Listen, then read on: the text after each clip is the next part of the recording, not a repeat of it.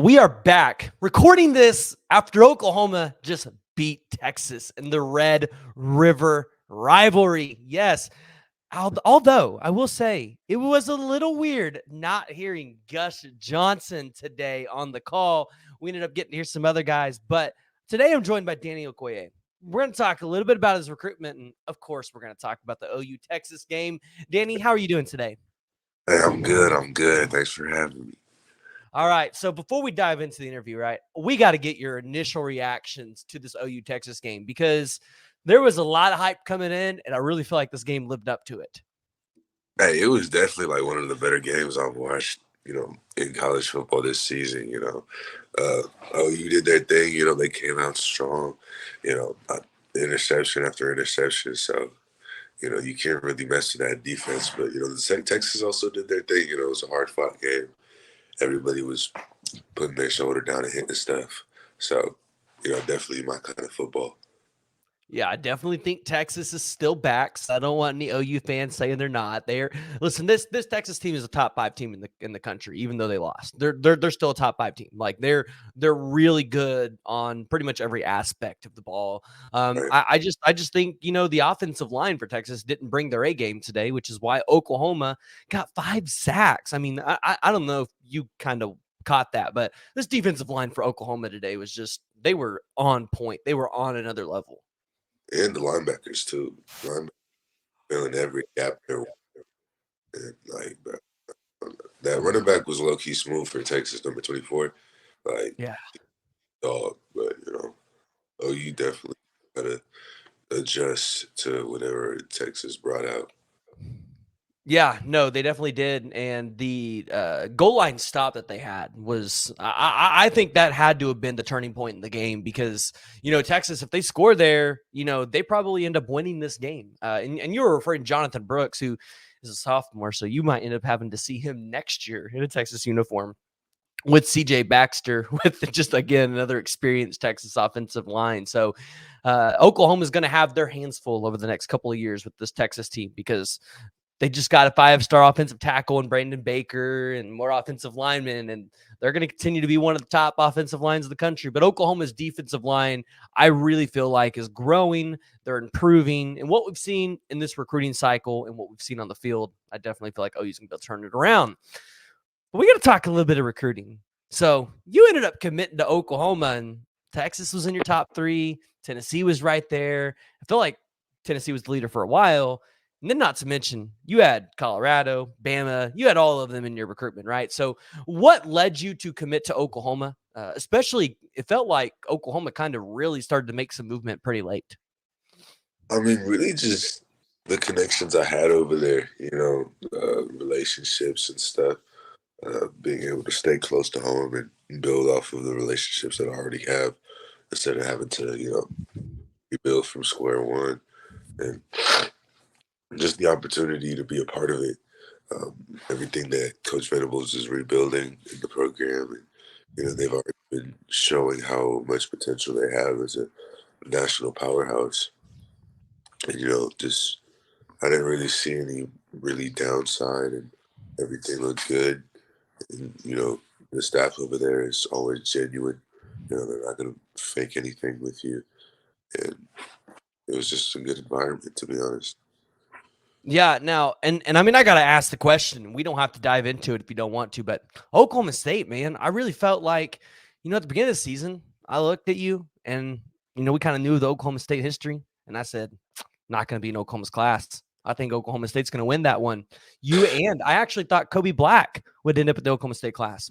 Doesn't appear that's gonna happen. So I mean, did Oklahoma State really recruit you, or or did they not make the cut just because, hey, there's other teams that look like they're improving better on the defensive side of the ball? OSU offered me and never talked to me again. So all I gotta say about that. Yeah, we'll just leave it at that, right? You don't want. I mean, Oklahoma State lost to South Alabama State or whatever they are. So we'll just leave it at that. We don't need to talk about it anymore. But They I they're, want to they're hear. a No, good. go ahead. It's a really good program that they have over there. It's just they don't know how to recruit, so they're not Yeah, about to I recruit. 100% agree with you on that. 100% agree with you that Oklahoma State.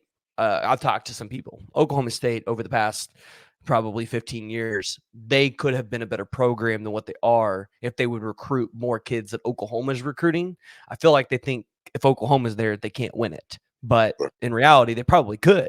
Some of these kids want to go to Oklahoma State. They want to play for the underdog, and sometimes it just does not what it's cut out to be. But I want to hear a little bit more about your recruitment, right? So you've got to visit quite a few different places. Tennessee, you've been to Texas, Bama. What was your favorite environment, whether it was a game day or just, your favorite stadium? Tennessee, definitely Tennessee. Now, did you get Ten- to go to the Tennessee Bama game last year? no, I wanted to really bad. They weren't. I didn't really have that many offers at this time last year, though. So I Okay. was, I was still sort of like under the radar. But yeah, that was cool. The Tennessee visit was definitely one of my favorites, but the Texas visit was just lit. I'm not gonna lie. Texas had everything. That was definitely like the most lavish visit, but the Tennessee was my favorite. So And, what were some of the things that stood out in that Texas visit? Because that's not something that we've really got a chance to dive into with some people that have actually taken OVs to Texas. So what made that Texas visit so lavished in terms of what they were able to provide? I mean, you get there, you're jet lagged, you're tired, you just got out of the airport. First day you get there, boom, they pick you up in like a fancy car. They take you to the campus. They got the Lambos, they got the Bentleys, they got the Mercedes, they got, the Rolls Royce over there. They got all that stuff. They blast the music. They bring you in, they feed you like food and everything. It's just like, wow, all this stuff is cool. But then, you go in there and you're like, okay, where the trophies at? And okay, you got a swim trophy over there. You got a volleyball trophy over there. You feel me? So that was really like the vibe that I sort of got. Like Texas is a good program. They're definitely back this year. The visit was amazing, but I definitely felt a lot more substance in other places. No, we've kind of heard that about Texas before, but I definitely think they're going to be back in terms of, hey, over the next couple of years. I think they're going to start landing more and more guys that maybe they couldn't over the past couple, right? Right. As they continue to show improvement. But talking about showing improvement, you got to sit down with Travis Davidson over on the ref several months ago. And it really sounded like, hey, Oklahoma improving on defense was going to be key for you. So, what were some of the biggest improvements that you've seen from this defense that have made you consider Oklahoma? The pass rush. Ooh, got me quivering. I'm telling you. So, first of all, Denny Stutzman, dogs. Ethan Downs, dog. I'm telling you, all these dudes are some dogs. And, like, I don't know. I've never seen such, like, I don't know, physicality, I guess, in OU in, the past 2, 3 years with, Grinch being the head coach. But it's like they're playing with a different sort of passion. Yeah, it's making a difference, as you can tell. Now, if Alex Grinch was still the head or still the defensive coordinator at Oklahoma, would you be even considering or looking at Oklahoma as an option? I highly doubt it. Okay. I'd, I'd probably be a Tennessee Vol right now. All right. It's a pretty blunt way to put it, but yeah, I mean, you're right. Coming off the edge, I mean, you saw Ethan Downs today get 2 sacks, 2 tackles for loss. Danny Stutzman had 1.5 tackles for loss.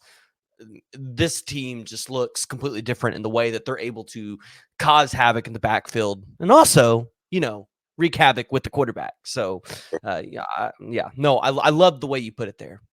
So, kind of talking about improvements and what you want to see. What are you trying to improve yourself in your senior season? I really need to work on my outside moves because coaches keep on, since I'm fast, they trying to shove me up on the inside, or they trying to have me do like outside fake and then send a linebacker on the outside and I go inside. So just really getting used to bending that corner and staying glued to the tackle's hip so I can get the sack, because it's really hard when you have to play the end and linebacker at the same time, just to keep up with both responsibilities. But yeah, definitely just get more technical with the craft. Um, not just using force, but also using a lot of finesse and technique, and just deepening my bag there. Yeah. Now, have Todd Bates and Miguel Chavis talked about exactly how they want to use you? Is it going to be solely just on the edge, or do they want to put you on the edge but drop back into coverage a little bit, or do they want you to play on the edge and slide inside maybe a couple times? Have they kind of talked to you about that and shown you on film what they want to do? I hope they don't put me on the inside. Leave that to Stone, man. I don't want none of that smoke. They said they're gonna have me at cheetah, which is pretty much a outside backer slash defensive end type of hybrid. I So like that. I or, like that. maybe even like drop back to strong safety or something. Okay. So knowing that, is there anybody at Oklahoma that you're right now, current players that you're trying to connect with and learn a little bit more about that role? Because cheetah position, not easy. It's not an easy position. It's really not. Oh, sorry. It's really not, but I've really just been absorbing from the coaching staff. Venables, Bates, Chavis, Roof, all of them, they've been really helpful, giving me a lot of coaching and details I can really look at, like things to watch during the game and other things like that, like different formations and how they are used in third and goal or fourth and long or something like that. Okay. Okay. So out of pretty much out of the current commits currently committed to Oklahoma, was there anybody that was trying to recruit you to Oklahoma, whether they're committed now or whether they're not committed and maybe looking at coming here? Well, I'm not really gonna name any names, but yeah, you know, Okay. I already been on my phone for a little bit. I'm not gonna, Okay. you know, Tatum hit me up, Kel hit me up. No, Kel. I don't know. He plays for Westmore. Yeah, Okay. Yeah, yeah, yeah, yeah, yeah, Michael Patterson. yeah. So Yeah, yeah. a couple of those guys. Devon Mitchell. He was really on me at Party at the Palace. That's where I met him at. So that was definitely where I met a lot of these, other recruits, and they really started putting the pressure on, which made it a little bit of a easier decision. Yeah, because do you go to any of, like, the Rivals or 247 camps at all, or do you kinda just, "Hey, I'm putting on film what I'm doing in high school, and that's it?" I mean, I went to a couple. I went to the OSU D lineman camp. Then I went to the Tulsa camp, and then I went to what's it called, 6 Star Footballs camp. Okay. I went to a couple others. I just went to the Alabama camp right before my visit there. And, I won MVP of the camp. So, just Okay. go to So you camps. got a couple of opportunities to meet some people. Yeah, but most of them visits Yeah. All right. All right. So I want to dive a little bit into your recruitment, just the people that did recruit you, right? So who was the funniest recruiter that you met or that you got to interact with? from OU.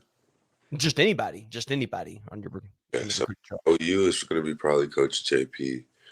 Uh, from Tennessee is probably Coach Mike Eckler. Okay. Okay. And we talked about the coolest stadium, SEC, obviously. Is there a specific school that you're excited to play going into the SEC?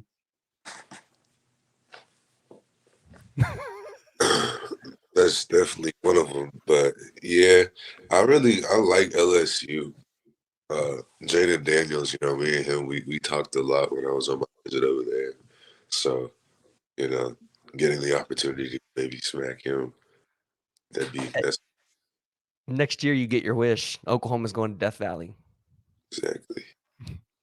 So you get the opportunity there. Well, hey, let's kind of wrap it up a little bit because hey, it's Saturday, college football's on, and I know we want to watch some football. So, last question: is there a player that you want to model your game after, or somebody that you just currently look up to, whether they're still in college or they're currently in the NFL? Miles Garrett. Miles Garrett, he plays middle linebacker. He plays defensive end. He floats out to the flats. He has huge, huge arms. So yeah, I'm trying to get all of that.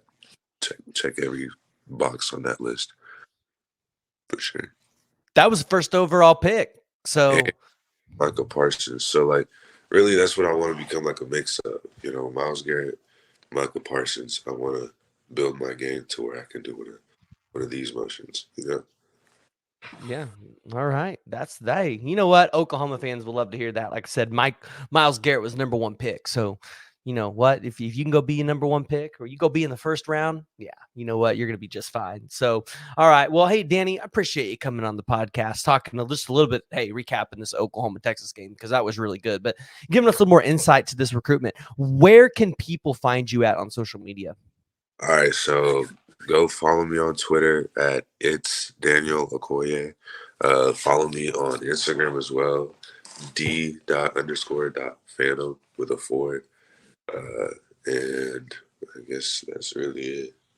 All right. Well, we'll make sure to drop those down in the description. But hey, appreciate you coming on. If you guys haven't already, make sure you hit that like and hit that subscribe button. We're going to be recapping Oklahoma, Texas all week with a couple different folks. So you'll definitely want to be tuned in for that. Oklahoma's heading into a bye week. They get an opportunity to get healthy. Danny, again, appreciate you coming on. Hey, next time we see you, hopefully it's in an Oklahoma uniform.